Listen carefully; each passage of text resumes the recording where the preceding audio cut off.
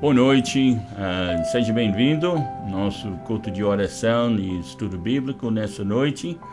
E, falar a verdade, nós estamos com muitas saudades dos irmãos, da igreja e tudo mais. E nós temos orado por vocês. E na quarta-feira nós lembramos os pedidos de oração.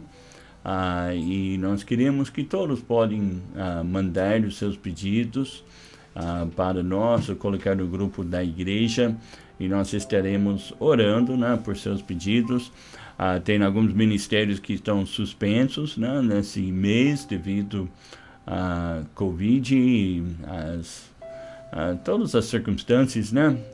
E nós estamos querendo seguir as ordens e a direção da Secretaria de Saúde, mas se Deus quiser, logo vai passar o mês que vem.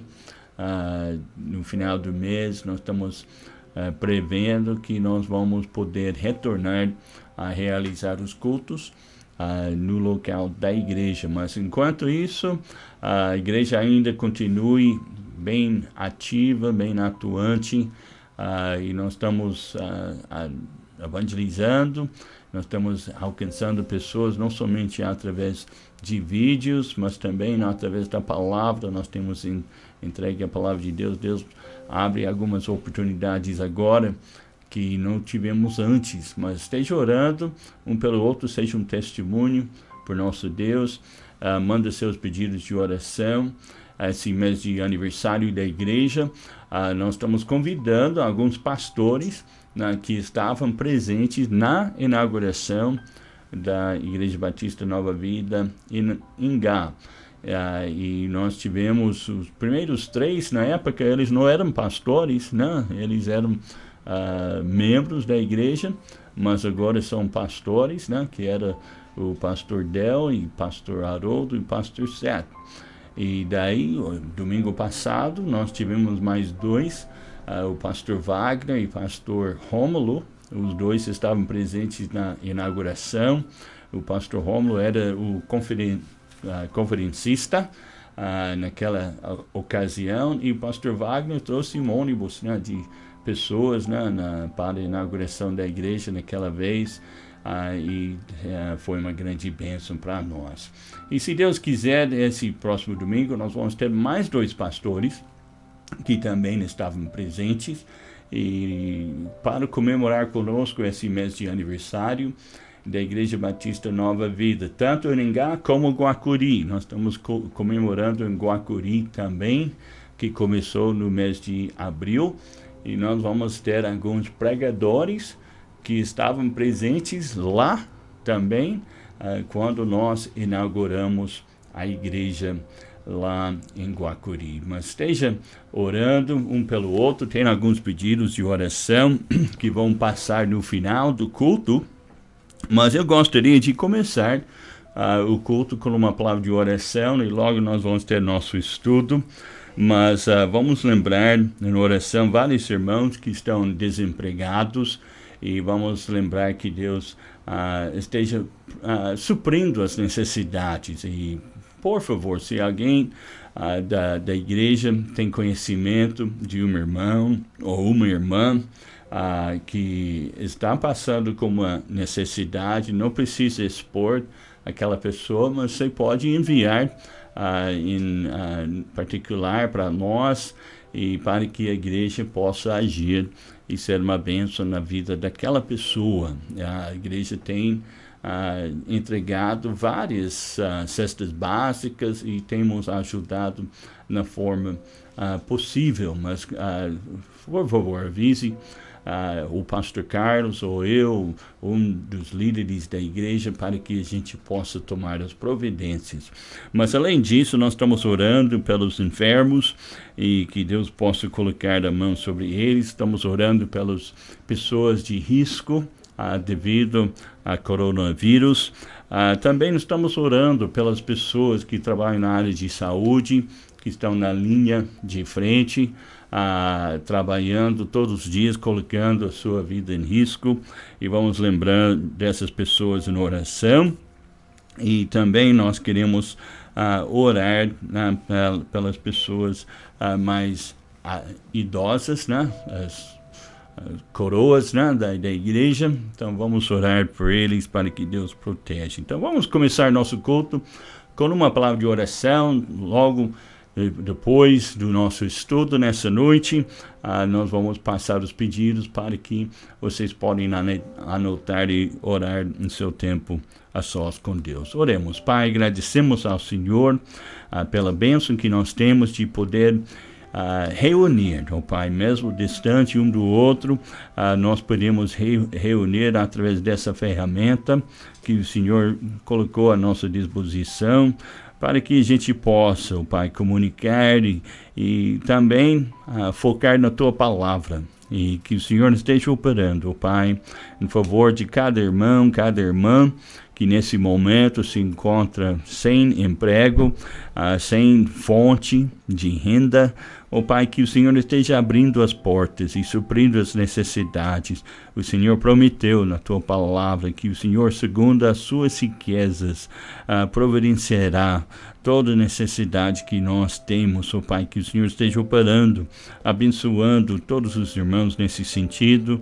E nós rogamos também por aqueles que estão enfermos, que o Senhor coloque Tua mão sobre eles, ó Pai, dá-lhes saúde, força, ó Pai, que o Senhor esteja protegendo nossos irmãos mais avançados, mais de risco, aqueles que estão de risco de contagiar esse vírus, que o Senhor esteja protegendo, ó Pai, com a Tua mão poderosa, e que o Senhor faça uma sebe em volta de cada família, cada lar, de cada pessoa que pertence à Igreja Batista Nova Vida, os seus familiares, e que o Senhor esteja abençoando, ó Pai, agora enquanto nós estudamos a Tua Palavra, e ajuda-nos, ó Pai, a entender como Tu és fiel em todo momento, ó Pai, em toda situação. Que Teu nome seja louvado. Nós pedimos em nome de Jesus. Amém. Então agora nós vamos abrir nossas Bíblias. Nós começamos semana passada em Lamentações capítulo 3, versículo 22 e 23. E nós estamos falando sobre a fidelidade de Deus. Deus é fiel. Nós temos cânticos, né, que nós cantamos, né, sobre a fidelidade de Deus. E é uma verdade bíblica, pois a Bíblia diz em Lamentações, capítulo 3, e versículo 22 e 23, a Bíblia diz que as misericórdias do Senhor são a causa a não sermos consumidos, porque as suas misericórdias não têm fim. Novas são cada manhã, grande é a tua fidelidade. Então, Deus é fiel. Uma grande verdade que nós encontramos na palavra de Deus. O fato que Deus é fiel é o motivo da nossa fidelidade e a nossa fé em Deus. Uns anos atrás, houve um homem chamado John Knox. John Knox, ele era um dos pais da grande reforma.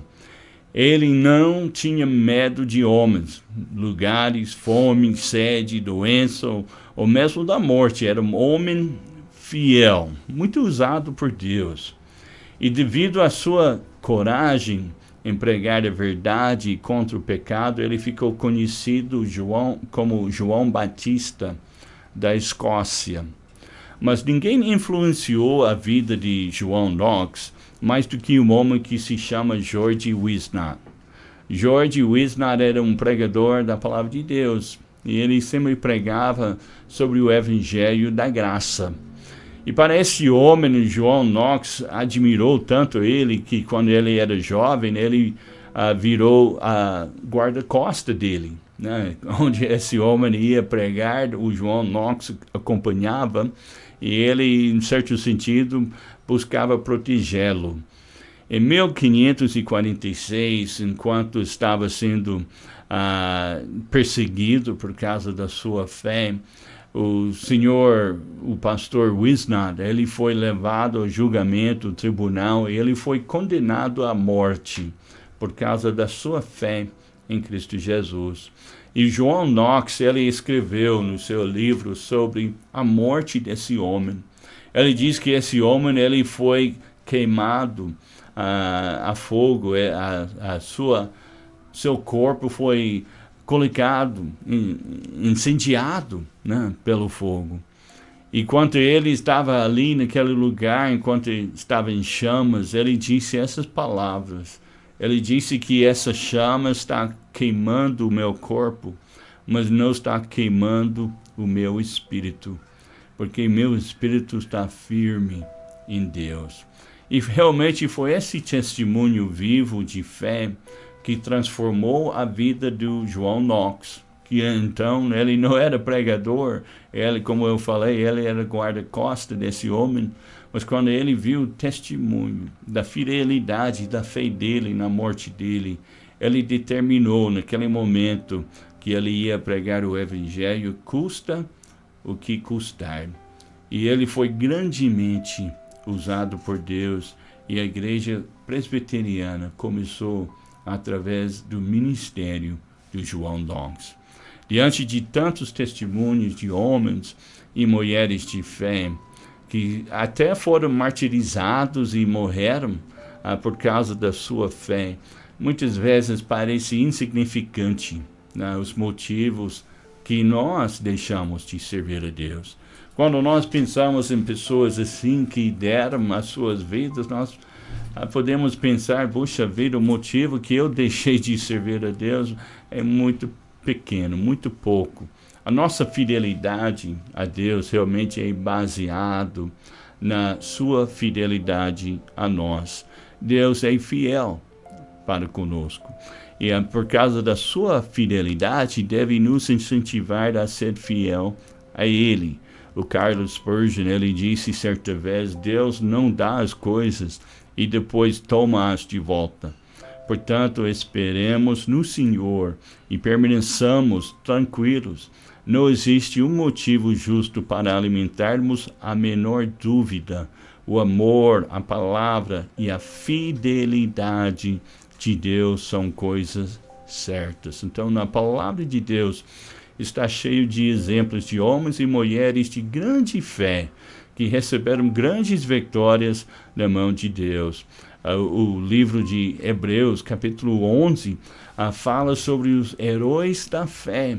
E ali naquele capítulo a Bíblia diz, sem fé é impossível agradar a Deus. Então a nossa fé está firmada na fidelidade de Deus. E como nós vimos semana passada, Deus é fiel no seu caráter. Então a fidelidade faz parte do caráter de Deus. Quando nós olhamos para homens, muitas vezes nós pensamos a infidelidade, né, faz parte do caráter de muitas pessoas. Mas quando Deus nos salva e o seu Espírito habita em nós, Ele pode transformar um caráter de infidelidade para ser um caráter de fidelidade. Ele pode transformar um homem infiel ou uma mulher infiel para ser um homem e mulher fiel a Deus e fiel à sua família. Deus é fiel em seu caráter. Então, Ele não promete e depois Ele não cumpre. O que Ele promete, Ele fará. Deus permanece fiel mesmo quando nós não somos fiéis. Veja comigo 2 Timóteo. 2 Timóteo capítulo 2. Aí a Bíblia diz, versículo 11... A Bíblia fala que palavra fiel é essa, que se morrermos com Ele, também com Ele viveremos. E se sofrermos, também com Ele reinaremos. Se o negarmos, também Ele nos negará. Se formos infiéis, Ele permanece fiel. Não pode negar a si mesmo. Então, muitas vezes, a nossa fidelidade é baseado nas circunstâncias. Se aquele amigo vai ser um amigo fiel, a mim eu vou ser fiel a ele. Ou se o esposo é fiel a mim, eu vou ser fiel a ele. Mas não é assim com Deus. Mesmo quando nós não somos fiéis, Ele é fiel, porque faz parte do seu caráter. A sua fidelidade é baseada na sua aliança para conosco. Como diz em Isaías 54, ainda assim a minha fidelidade para com você não será abalada, nem será removida a minha aliança de paz. Então a sua fidelidade é baseada no seu amor eterno. O seu amor para conosco é incondicional. Então a sua fidelidade para conosco não depende de nós. Não depende se nós não somos fiéis. Então Deus não nos ama porque nós somos bons. Ele nos ama porque Ele é bom. E a sua misericórdia dura para sempre. Por causa da sua fidelidade. Jesus, ele foi acusado algumas vezes de ser amigo dos pecadores. Então ele era amigo dos pecadores sem, contudo, ser amigo do pecado. Então ele conseguia amar as pessoas, apesar da sua vida, das suas circunstâncias, apesar daquilo que aquela pessoa fez. Então o seu amor é eterno. E como a Bíblia diz, Jesus falou, ninguém tem maior amor do que este, de dar a alguém a sua vida pelos amigos. Então, segundo Timóteo, nessa passagem nós vimos que ele dá ênfase sobre a palavra fiel, versículo 11, né? Versículo 2, ele fala sobre homem fiel. Versículo 3, ele fala sobre Deus fiel. Mas versículo 11, ele fala sobre a palavra fiel. Então, fidelidade é a qualidade pela qual alguém é cheio de fé. E nossa fé está ligada à palavra de Deus. Não podemos desassociar Deus da fé na sua palavra. Então, Deus é o autor da nossa salvação. A sua graça é a origem da nossa salvação e a nossa fé é o canal pelo qual a recebermos. Então, ele é fiel às suas promessas. Então, Deus é fiel no seu caráter, mas ele também é fiel em cumprir as suas promessas. Então, existe crentes derrotados porque existem crentes infiéis. Mas a Bíblia diz que Deus é fiel em cumprir a sua palavra. A fé é demonstrada pela nossa lealdade, pela nossa fidelidade, pela coerência da nossa vida cristã. Como diz em 1 João capítulo 5, versículo 4, porque todo o que é nascido de Deus vence o mundo. E essa é a vitória que vence o mundo, a nossa fé. Então, a nossa fé, nossa fidelidade, nossa confiança na palavra. Então, Deus é fiel em cumprir as suas promessas. Veja em Deuteronômio capítulo 7, versículo 9. Aí a Bíblia diz, saibam, portanto, que o Senhor, o seu Deus, é Deus.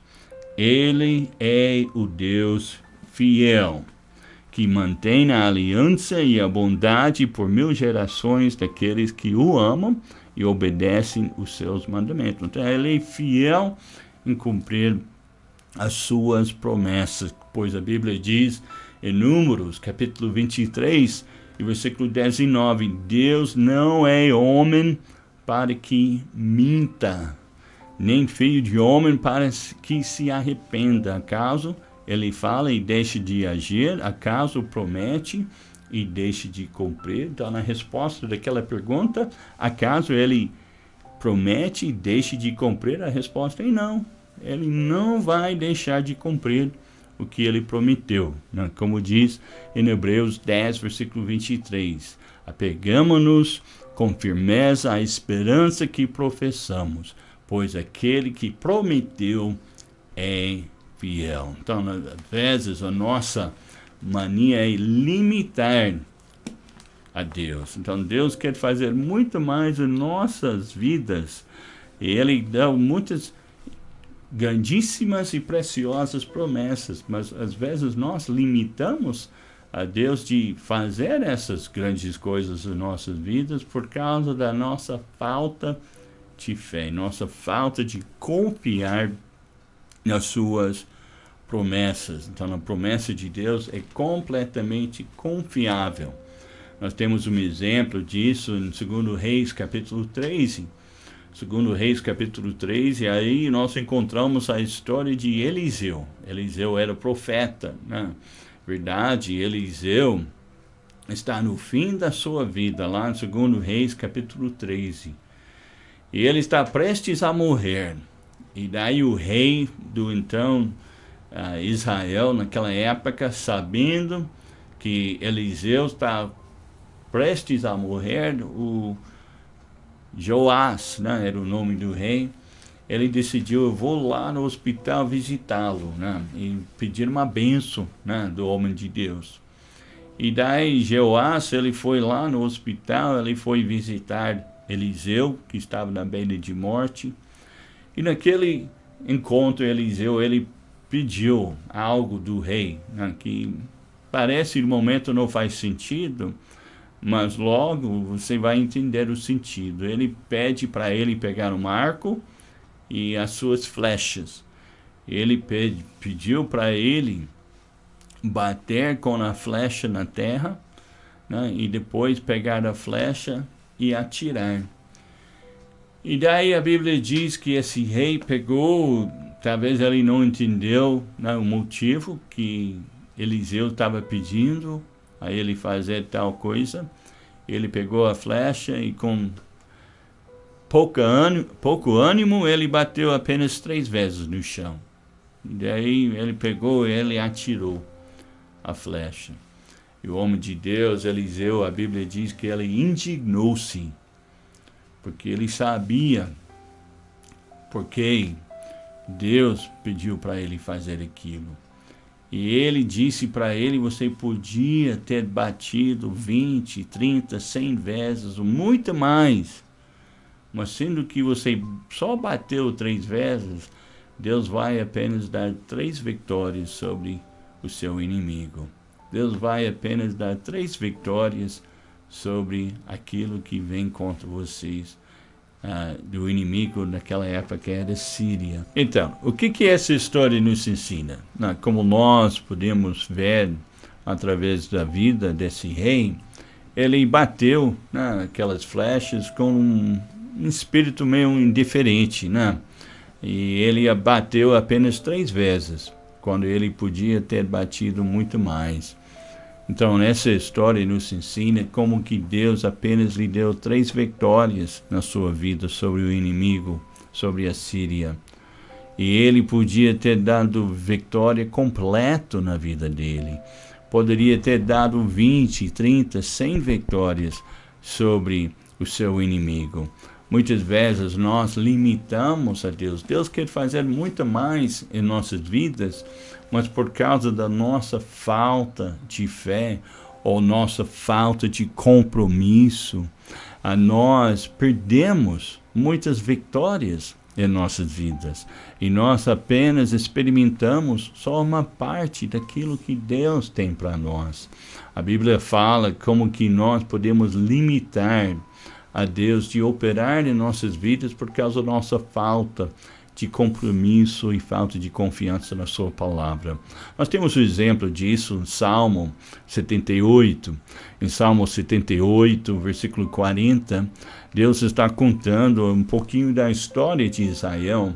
Ele diz, versículo 40, quantas vezes o provocaram no deserto, e entristeceram na solidão. Voltaram para trás e tentaram a Deus e limitaram o Santo de Israel. Então eles voltaram para trás e limitaram o Santo de Israel. Como pode limitar um Deus ilimitável, né? Nosso Deus, ele não tem limites. Nosso Deus, ele é infinito, né? Então ele não tem limites no seu poder, no seu amor, na sua compaixão, mas nós podemos limitar a Deus de operar em nossas vidas através da nossa falta de fidelidade, nossa falta de compromisso, nossa falta de fé, como a Bíblia diz que eles voltaram para trás. E daí no versículo seguinte, diz que não se lembraram da sua mão, nem do dia em que os livrou do adversário. Eles esqueceram o que Deus tinha feito na vida deles. Eles esqueceram da tua palavra. Então nós limitamos ao Senhor por causa da nossa falta de compromisso, falta de confiança na sua palavra. A Bíblia diz em Salmo 33, versículo 4, pois a palavra do Senhor é verdadeira, Ele é fiel em tudo o que faz. Então Deus é um Deus fiel. E a Bíblia realmente as promessas, nós temos as promessas de Deus, e Ele é fiel em cumprir as suas promessas. A Bíblia diz, voltando aqui em 2 Timóteo, capítulo 3, e versículo 16, a palavra de Deus nos ensina, 2 Timóteo 3, versículo 16, que toda a Escritura é divinamente inspirada e proveitosa para ensinar, para redarguir, para corrigir e para instruir em justiça. Então, a Bíblia é para o nosso proveito e para o proveito das nossas vidas. Mas como? Para ensinar. Ensina o que está certo, o que está errado. Para redarguir. Redarguir mostra onde que nós temos errados e nos guia no caminho certo. Para corrigir, né? Como a Bíblia ensina que nós estamos corrigidos pela palavra de Deus. A Bíblia diz, Tiago fala que a Bíblia é como um espelho, que o homem olhando naquele espelho, ele pode ver os seus defeitos e ele pode ver como corrigi-los. E nós podemos corrigir através da orientação que nós recebemos da palavra de Deus. Quantas vezes nós olhamos no espelho e nós não corrigimos, né? Aquilo que nós vimos que está fora do lugar, né?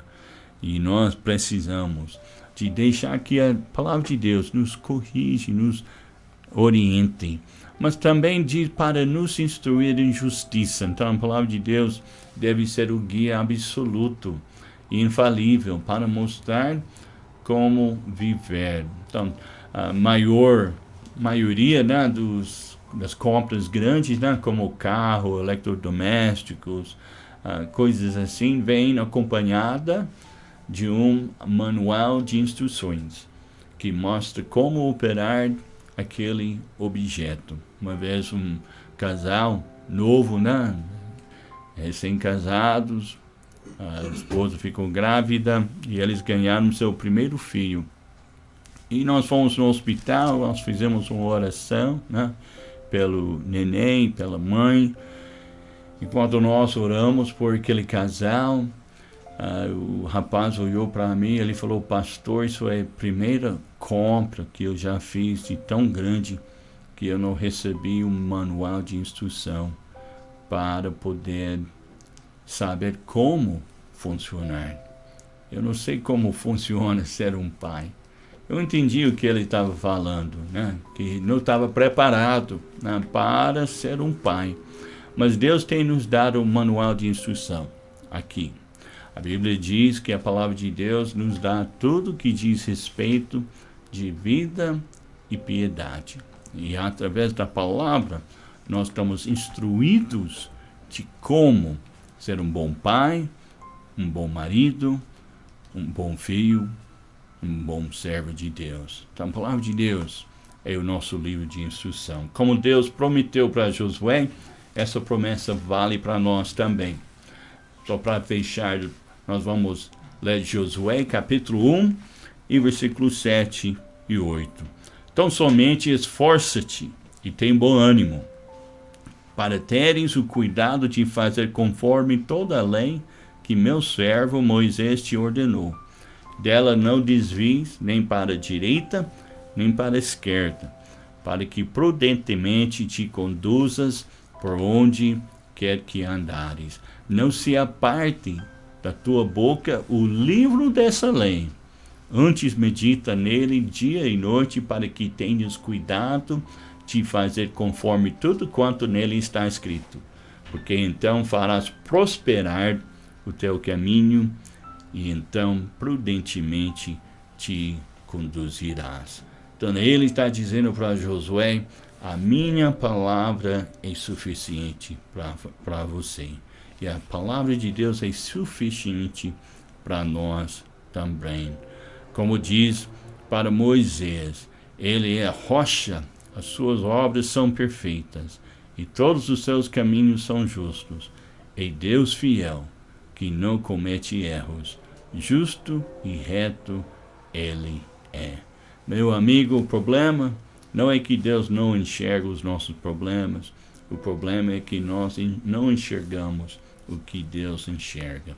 Mas olhando na palavra de Deus, nós podemos entender melhor o que Deus tem para a nossa vida. Ele é fiel em cumprir as suas promessas. Que Deus abençoe vocês. E nós vamos dar continuidade ao nosso estudo, né, sobre a fidelidade de Deus na próxima quarta-feira. Também você pode participar dos nossos devocionais todos os dias, Café com Cristo. Vamos ter café juntos. E só inscreva-se